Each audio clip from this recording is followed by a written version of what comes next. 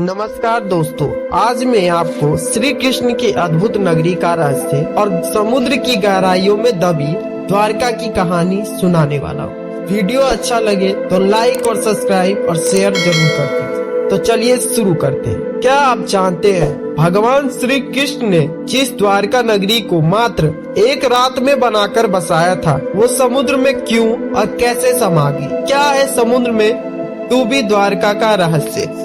श्री कृष्ण का राज्य न केवल इस धरती पर था, बल्कि हर इंसान के दिल में भी उनका निवास है। लेकिन आज हम आपको श्री कृष्ण के अदृश्य राज्य के दर्शन करवाएंगे, जो धरती की स्थापना नहीं बल्कि समुद्र की गहराइयों में है। यही वह स्थान है जहाँ कभी श्री कृष्ण ने अपनी शक्ति का स्थापना किया था, जहाँ का हर कण उनकी लीला का साक्षी था। आज यहाँ सिर्फ समुद्र की लहरों गुजाई सुनाई देती है। गुजरात के सौराष्ट्र जिले में स्थित यह नगरी, जो लगभग 6500 वर्ग किलोमीटर में फैली है, विश्वास और इतिहास का संगम है। यह द्वारका नगरी, जो गोमती नदी और अरब सागर पर बसी है, आज भी भगवान की धरती के रूप में मानी जाती है। यहाँ से सनातन धर्म का संदेश फैलता है और मोक्ष की यात्रा शुरू होती है। यही वह नगरी है जिसे द्वारकाधीश श्री कृष्ण ने स्वयं बसाया था, लेकिन जो आज समुद्र की गहराइयों में खो चुकी है।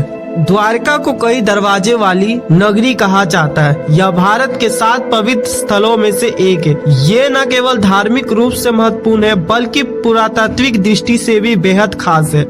द्वारका गुजरात के सौराष्ट्र पारेद्वीप के पश्चिमी छोर पर स्थित है और यह 4 धामों में से एक है। इसके ऐतिहासिक और पौराणिक रहस्य आज भी लोगों को हैरान कर देते हैं। द्वारका नगरी का निर्माण महान वास्तुकार विश्वकर्मा ने रातों रात किया था। यह नगरी सोने के दरवाजों और संपन्नता से समृद्ध थी। कहा जाता है कि इस नगरी में लगभग 900 महल थे और यह पूरी तरह से किला बंद थी। यहाँ तक पहुँचने का सिर्फ एकमात्र रास्ता था, वो था समुद्री मार्ग। महाभारत के अनुसार श्री कृष्ण ने महाभारत युद्ध में पांडवों की ओर से भाग लिया था और युद्ध के बाद गंधारी ने उन्हें श्राप दिया कि जिस तरह से कौरव वंश नष्ट हुआ, उसी प्रकार यदुवंशियों का भी नष्ट हो जाएगा। धीरे धीरे द्वारका में यदुवंशियों के बीच लड़ाइयाँ होने लगी और यदुवंशी मारे गए। अंत में श्री कृष्ण ने भी अपना शरीर त्याग दिया। उनके त्यागने के बाद ही द्वारका नगरी समुद्र में समा गई। भारतीय नौसेना के पायलटों ने सबसे पहले इस डूबी हुई नगरी के अवशेष को देखा था। सन 1989 में डॉक्टर SR राव और उनकी टीम ने समुद्र में खोज शुरू की। समुद्र में मिले अवशेषों के आधार पर वैज्ञानिकों का मानना है कि द्वारका की स्थापना लगभग 9000 साल पहले हुई थी। भारतीय और विदेशी प्रयोगशालाओं में भेजे गए नमूनों की कार्बन डेटिंग की गई, जिससे यह पता चला कि यह द्वारका नगरी कोई काल्पनिक कहानी नहीं है, बल्कि एक वास्तविक थी। वर्तमान समय में पुरातत्व विभाग द्वारा समुद्र में और अधिक गहराई तक खुदाई की जा रही है, ताकि द्वारका के अधिक प्रमाण मिल सके।